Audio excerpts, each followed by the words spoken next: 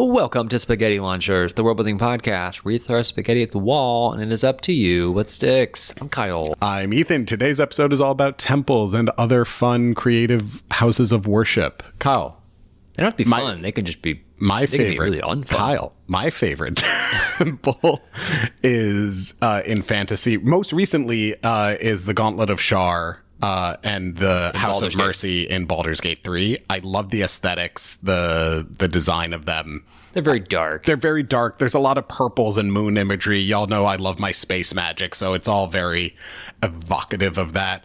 I think my favorite named temple in fantasy that I've come across recently is the Twilight Sepulchre in Skyrim, where you go for the Thieves Guild Nightingale quest. I don't recall this quest. It was That fun. is a good name. It was fun. I think Twilight is a good name. Twilight is spectacular. You add Twilight in anything, it makes it probably better. It's and really the only reason why Robert Pattinson and Kristen Stewart have careers. True. They would have never found success otherwise. No. Zero talent. They're not attractive. You know, they were screwed. I love that those two and Daniel Radcliffe were such intense young stars, and now we're all weird as fuck.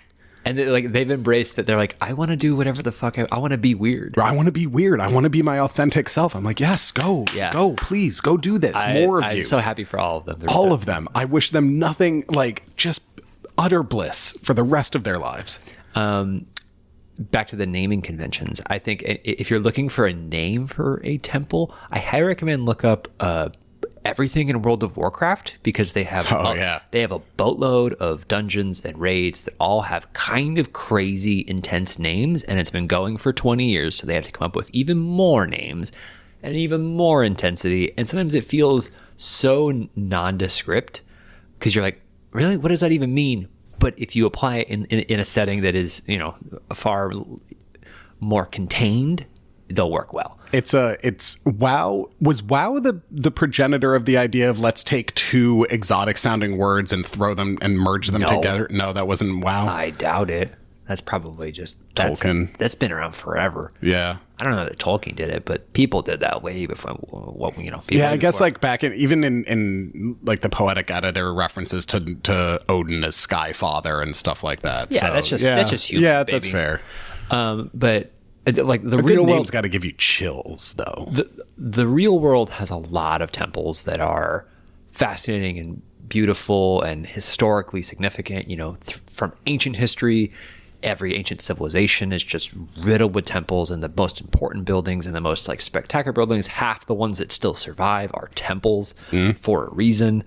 I think the coolest temple in the modern world is the Vatican, because it is a temple, it's a house of worship, and it's its own country. And that is so those are cool. three big boxes to tick. It's rare that a temple is so big and so significant it becomes a separate kingdom unto itself, where the people around it have a relationship with it, but this is a foreign land, and we have representation and official recognition as our own independent country.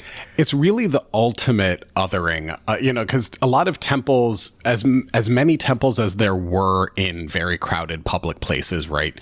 There's also the trope of the hidden temple that's out. You have to work together. Indiana You have to make what's the word? A journey? Yeah, but the fancy pilgrimage. Oh. Where you got to make a pilgrimage to get there. You could, similar to the Hajj in Islam, where you go and you and visit the Kaaba. Yeah. In Mecca, which while not a enclosed structure, you could absolutely frame that as an outdoor temple. Yeah, and we've talked about how fascinating Mecca is in a previous episode. Mecca is great to go look at as a real world temple and interesting fodder for world building, because it is so massive, and a massive space for people to gather is inherently interesting. I also love that there's, I think they're called the Kalyasa Caves. I forget exactly. And Petra's another example of this, though, is temples and cities and related areas, but mostly temples that are built into mountains. Yeah. Those are just fun. Made into mountains, like the pyramids in Mexico. Yes. Where they're like, hey, we'll make a temple. Yes, that is also a mountain. That's also Also temples that are tombs. Temples that serve dual purposes are fun. And I want to that, and then bringing back in the Vatican, that like having temples, library, having temples that have multiple spaces that have their own like reputation and significance. Like the Sistine Chapel is one of the finest works of art that mankind has ever produced, and it is within the Vatican, right? A temple. Right. And it itself is a tiny little shrine within a bigger temple. Right. Then you have the library. You have the catacombs. You have the basilica. You have the actual basilica. I have been to mass there. That was in Latin. It was very weird. Yeah. And we had to leave, and it was very awkward. Yeah. Very austere. And they have the big outdoor space. You have all those like tiny little spaces throughout the whole building that are fascinating. Yeah. And create all these mini temples within a bigger temple, and I think that's cool. So whenever if you're designing a temple that is large, creating unique personas for different sections of it does a lot. I think it's why a lot of them end up also being, it comes from house of worship, but a lot of them even in fantasy get called the House of X or something like that. But that ties in with your point where, yes, a temple is often a place where holy orders will live, and so they need all the normal accoutrement that people would need to survive in a living place. Yeah. Before we get to our ideas, I told you my favorite name for the Twilight Sepulchre. Do you have a favorite named temple in fiction or even in the real world? The favorite name? Yeah. You were talking about how cool all the names in WoW were. Like what yeah, well, those are just... I'm just saying there's a lot of stuff in there. I'm not saying they're all cool. There's stuff. Give me a second to think of a cool name for a temple. Yeah, that you've seen in. I'm gonna pass for now. I'll think about it as we do this episode, and maybe by the episode I'll have it. Sounds good. We'll see. I appreciate that. All right, appreciate your effort in this matter. Give me a brief menu description for your idea. And lo, a voice descended from the heavens. Okay. And somehow, coming from the heavens and going down, my 3 words are, sugar, we're going down. That's 4 words. Sugar, we're going down. Baby, are you down, down, down? No, down, that's the down. wrong song, you son of a bitch. I literally gave you a song, and you ignored it. Baby, which song is the Sugar, we're going down? Fall Out Boy. Sugar, we're going down swinging? Oh, yeah, I forgot about that. Oh, my God. Sugar, we're going down swinging. All right. Da, da, da, da, da, da. Nope, that's a different song. You were kind of there, but you were kind of not there. Yeah. This is not a karaoke podcast, so we'll just move on right past it. Now, Ethan, why don't you go ahead and kick us off? Have you seen Elf, Kyle? Yes. Okay. What was the crux of the end sequence? What happened? When they're in the park? Yes. And everybody is singing. Why were they singing? Because they're trying to bring Christmas belief back. Why? Because the Santa's sleigh did not have enough magic to run. Exactly. And they needed Christmas magic to come back. So then they got the people of New York, only of the New York Metro, who happened to be watching like Channel 9 News, to all sing some Christmas song. Yeah, I took that idea and made a temple out of it. It is a massive floating city-sized temple that is powered by the belief and prayer of the adherents of its faith. So if people stop believing, it will crash. Correct. So you put a nuke in the sky. Correct. Love it. It feels super reminiscent of the floating sky cities in Exandria with the calamity. Yes. Well, I think sky cities are fucking. I just think they're cool neat. and they are a trope. But then like the idea of when they actually were crashing down is like this calamity event. But in this case, they're not crashing down from hubris. They're crashing down from people like stopping believing. So yeah. So no, I was thinking a lot about Exandria Unlimited with this, but because I was also thinking about, is there the opportunity in this world then to have a story of a mystery or spy thriller espionage type thing where we discover, the city is no longer actually being kept alive or afloat by faith. It's being kept afloat by engines and... they've they've put an insurance policy in, but they don't want people to... And they've activated it, but they don't want anybody to know because then they'll lose all their clout. Yeah. That's cool. I like that. That's a good I think the idea, like the temple by itself, is simple. Yeah. And then it's the what happens around it is where you get, like, unless the temple itself is interesting, but it seems like it's inaccessible to people. So it wouldn't have to be that interesting because people aren't getting there, or are they getting up there? It's floating. It's floating. So how do you get there? So couple ways to get there. One is it does stop to basically come to port at points because they do need evangelists. But if it's floating, how do you get it to stop floating? You have to convince people to stop believing, or you like building up. So that was like a tower that's up high enough. It's a tower that's high enough that you can get to it. That was one idea. The other idea that I actually liked more is that it's a Peter Pan style think happy thoughts and you can fly with a little bit of pixie dust. So I started thinking about there's a religious ritual where you sort of get blessed a little bit, like Simba. And, someone puts this magic water or sparkle or something in your shoes. I don't fucking know. But if your belief is strong enough, you'll actually be able to fly. And that's how you get up there. And that is also part of what keeps the city afloat. It ties it all together. That's how also the adherents and the acolytes go out and evangelize the religion.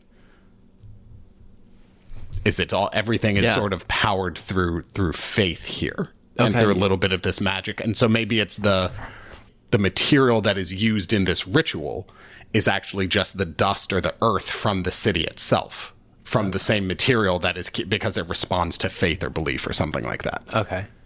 That's sort of what I was saying. I like this Peter Pan. You can fly. You've got religious people flying all over the place. I'm going to just throw out an additional idea that take it or leave it, probably leave it. But the thinking about the monasteries at Meteora in Greece, where the monasteries built on like sheer rock formations, and so they're like they're little islands in the sky basically, and they're at the top of a rock formation, so they have like a straight drop, and they put little elevator things like that's cool. like a pulley system. But the monks don't leave because it's really hard to do that. But they will, people will deliver supplies, and then they'll pull up the supplies on the pulley system, and then bring them into the monastery and use them. And that's cool. Like that could be a potential alternative as well. Sort of like a rope ladder treehouse thing.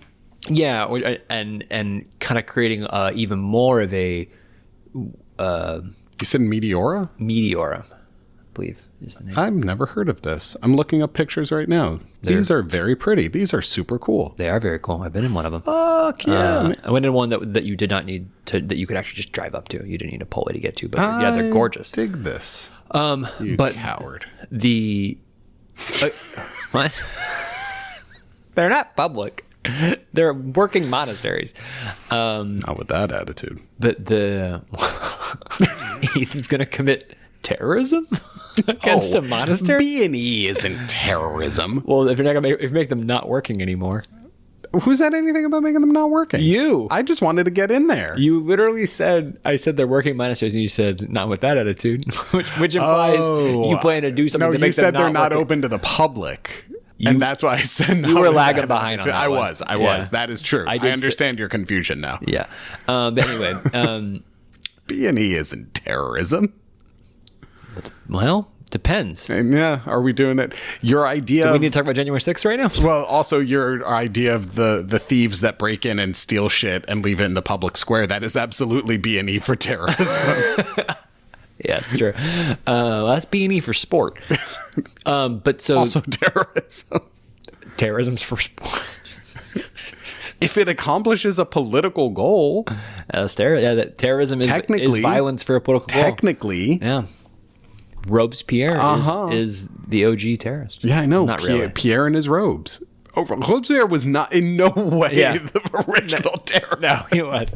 He's a very modern, very recent terrorist. Who's the first terrorist? Was it Cain that slew Abel?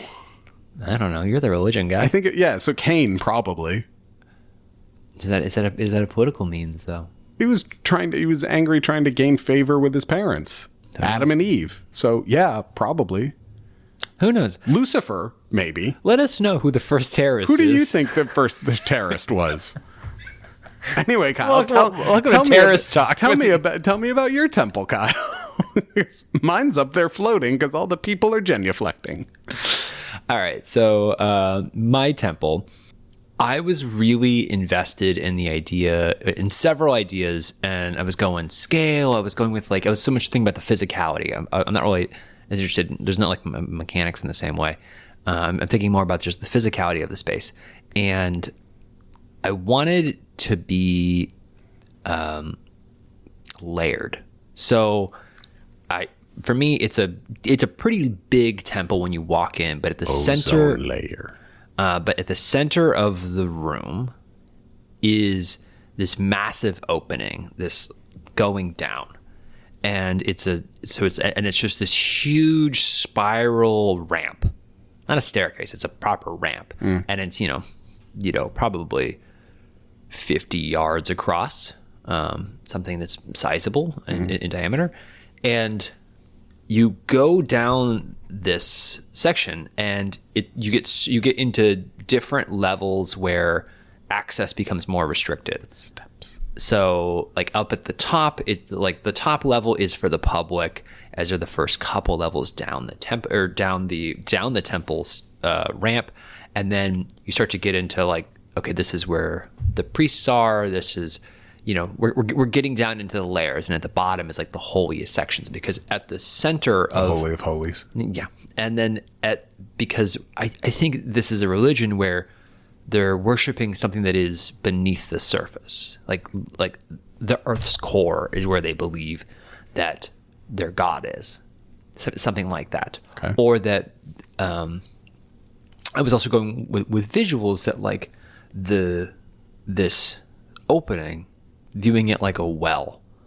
That's cool. The well of eternity, the well of, something. The Twilight well. Let's bring Twilight in. And at the bottom... It's actually pretty cool, the Well of Twilight. It's not bad. At the bottom of this Well of Twilight is some magical, beautiful substance that kind of reflects this light up through the entire chamber.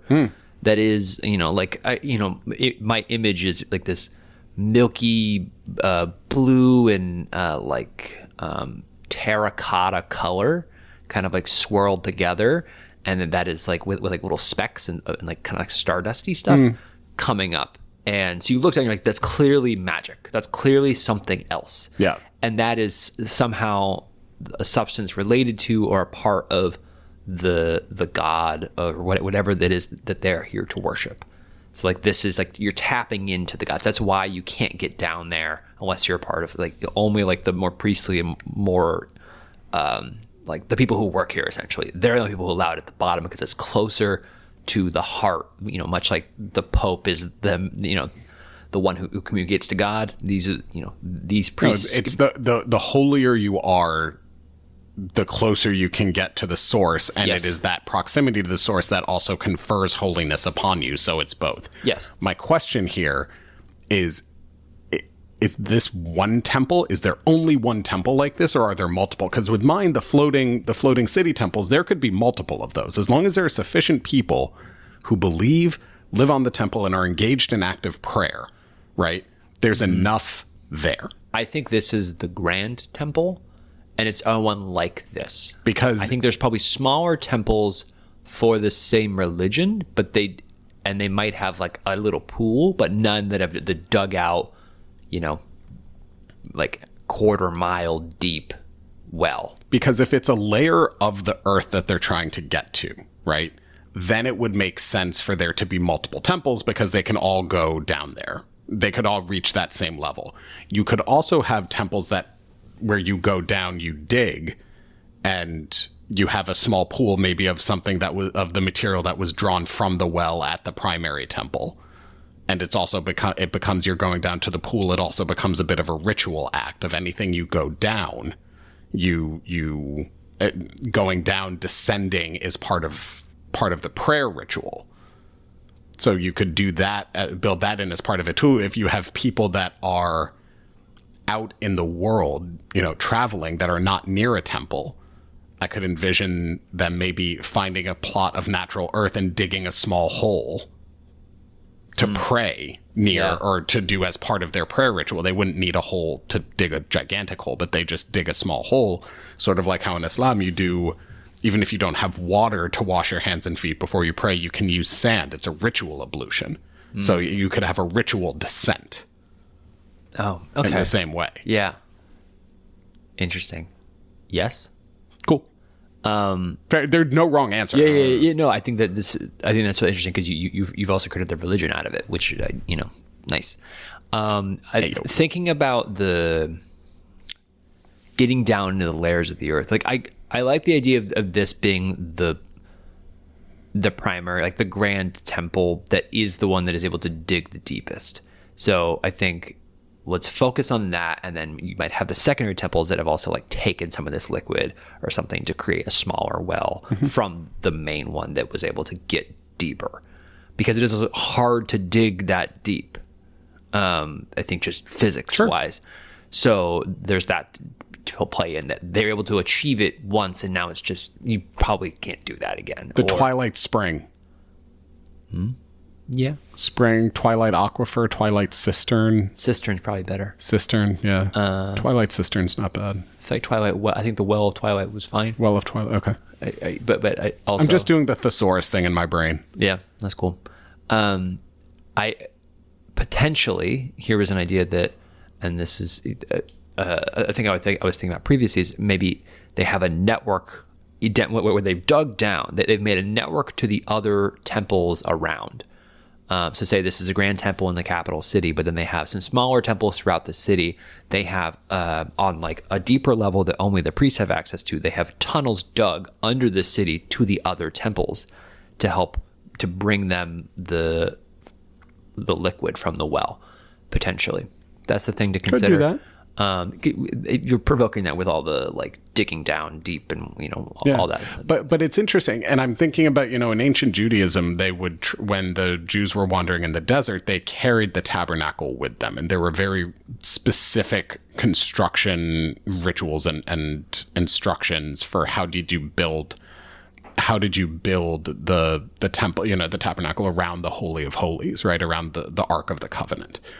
And so that's sort of what I was thinking about, the ritual of the digging and digging down is this the one thing? Is it a meteor that crashed down deep into the earth and they built a temple around basically out of the crater? And it is just this one holy thing. And that then is everything else ritually recreating that descent? Or is it are we breaking out chunks of the meteor and everything's got a small little piece? Because eventually, if it's like that, then you have to think about, are you going to run out of the substance? And what happens then? I think it's not that. I don't think that there's a meteor or anything like that. I think it's, in this world, they believe their God resides in the center of the planet. Yeah, I like that. And they're trying to reach them, and maybe they haven't. Maybe this is just a magical substance that just happens to exist and flow down there. Yeah. Maybe it's mercury. Maybe it's mercury mixed with lava. Yeah. Maybe they've hit some magma. Yeah. Maybe they've hit a pocket of some mineral that is like a mercury that doesn't exist, exists elsewhere, but is just so deep people don't access it. Right. Or maybe it's mithril or something. Yeah. And it's right. Like that could be kind of cool, actually. I want to focus in on the mercury thing for a second, because it's like, one, I think it works as a liquid because of the well. Yeah. But say they find it, and this is an inaccessible thing that doesn't really exist a whole lot elsewhere. Mm-hmm. And so they're like, okay, well, we believed a God was down here, and we dug and we found this. This is a sign that the God is truly here. This is a magical substance that doesn't exist anywhere else. It's the blood of the God. It's the blood of the God. And they say, we have found it. We have proof. Everyone buys in, yada, yada. The religion grows. Elsewhere in the world, somebody has dug in a much more benign location, has found mercury. Mm-hmm. Or the mercury-like substance. Mm-hmm. And now there's chaos because they're like, whoa. That's not supposed to be there. The blood of the gods, it can't be there. Like in a mountain above ground. You have to be deep in the earth, and you create a story out of the chaos of okay, well, now the temple is sending people to silence this, to go blow up this mountain, to go steal like all of that mercury substance and to kill everybody involved, to be like, just to annex it, even saying you found this, we have laid claim over any site of this material, sort of like recreate like an oral recreate an oil baron story, where it's or oral baron, an oral baron, or I mean also just like a crusade. Yeah. Like that's our god. That's our god. This is ours. You can't, even if it is a magical substance that another city steampunk survives on, whatever, fine. Then you've got these monks coming in that you have to deal with, who are saying who are basically citing eminent domain. Yeah. I think that's really interesting, because I again, thinking back to the flying monks and the flying religious adherents, I actually took a bit more of a Zen approach, where it's you reach this very much like in Legend of Korra, where Zahir in season 3 reaches a state of enlightenment where he removes all attachments and then he can fly. Okay. Do you remember that? Where you suddenly, if it's that Zen approach plus the substance, you've got these flying monks. They're these warrior mages that are also very incredible martial artists, but they can out there and they're fly around. But eventually what happens if somebody figures out a way to bypass the state of mind and just use the material to start having profane flight, basically? Okay. Right? And so you could have that same sort of story where, no, this is our sacred material. Yeah. We are citing eminent domain. You can't use it for this. I think you could do that. I think it works well as with the material being completely useless, because then it's a more interesting story if it is. If it's useless? Yeah. Because then it feels like that matches also how religion often works. Yeah. It's just like, well, belief. Right. A thing is sacred because it's faith, because they have faith in a thing. They don't have evidence that it actually is a god. It's just a different looking liquid that no one has seen elsewhere. Just happens to glow. It happens to glow, and there's a lot of it, and it's filled up this place. And they've built a place that makes it feel more significant. Mm-hmm. There's this grandiose well around it, covered in beautiful murals and frescoes or whatever the decor of this place is. Looking up at the ceiling, they have like a mirror reflecting it back and creating a even larger, more like colorful space in the temple that's awing people into believing. Maybe the murals are actually using the material as paint. If it's mercury and you paint it and it dries on a wall, then you could have it reflect. That's how it reflects its own light off the walls. It generates a bit of its own. You can use it for body art. See, the problem here at the end of the day is if it's actually mercury, they're all going crazy, and we've got a mercury poisoned temple that's mad and killing each other. So it's mercury-like. No, I hear it. You can make it mercury and make them actually go crazy. The people, like maybe the priests at the bottom who are really close to it, are inhaling this pool of mercury all the time. And they're the zealots. And they're zealous, and they are going mad, and their religion is slowly corrupting itself because it's living in, the religion at the Grand Temple, because they're the ones who are taking all this mercury in. Yeah. But every temple outside of this is fine. They're living their lives. They're Could normal. be fun. Yeah. Could be fun. Yeah. All right. Well, let's move on to our little frozen lasagna then. Yeah. Let's do that. Okay. Go ahead. Oh, your body is a temple. Your body is a wonderland. It is not a wonderland. That sounds capitalist. Your body is a temple. Because religion famously never involves solicitation of money. But the point is that this is a very, it is sort of capitalist, actually, now that I'm saying it out loud. It is the ultimate expression of individualism, where everyone worships the spark of the divine in themselves. I'm stealing a lot from a lot of the modern American post-brunch yoga scene or pre-brunch yoga scene, where it's like everyone's got this spark of the divine, except there actually is a spark of the divine. And so you are worshiping it, you are worshiping yourself, and so you are treating yourself as an extension of the divine, as a temple, and so your body's a temple. Cool. Yeah, what you got? Ding. I have to ding myself. Jeez, so rude. Bringing in a bit of like I want to bring in the network idea, and you have a primary temple, a grand temple, and then you have all the small little temples around the world, and each of those, if you go into the basement of them, essentially, like into the private, the private section, when you go into the private areas of these chapels, there is a little a tunnel that goes underground, and you start going down it, and in there they have messed with the time-space continuum in some way, so that you can basically walk like a 5-minute walk, and you have walked across the entire world to the Grand Temple. That's cool. So they have a huge network, and they're specifically not portals; they are just tunnels that like bend time like a wormhole. So you can just walk through. You can walk for a few minutes, and then you have walked the equivalent of 5,000 miles. Yeah, I like that. Yeah, I like that. Very cool. So a big network, a big temple. Big network, little walk. All right. What stuck for you, Ethan? Weirdly, it's the religion that we made. It's the idea of the ritualistic descent. Yeah. And digging the little hole before you pray. Yeah. I think that's really... It's a good note. It's a natural extension. It's really fun, right? Gets sort of at the core of it. I mean, the fantastical... fun. The fantastical elements of ours, with the reflecting of the light and the flying floating house, those are fun. Those are really cool. But a good religion is good. A good religion is really good for telling a story. That's the point of it, right? Everything else is sort of set dressing, and aesthetics, right?